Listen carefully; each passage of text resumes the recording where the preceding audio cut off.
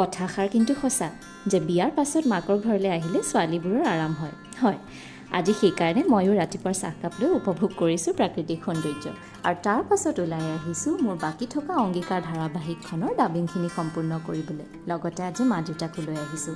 আহি পালোহি যাত্ৰা অডিঅ' ৱৰ্কছ। কথাটো ভাবি বেয়াও লাগিছে যে এই ডাবিংখিনি সম্পূৰ্ণ হোৱাৰ লগে লগে সামৰণি পৰিব মোৰ অংগীকাৰৰ যাত্ৰা। স্মৃতি বহুত, যিখিনি সদায় বুকুত সামৰি ৰাখিম।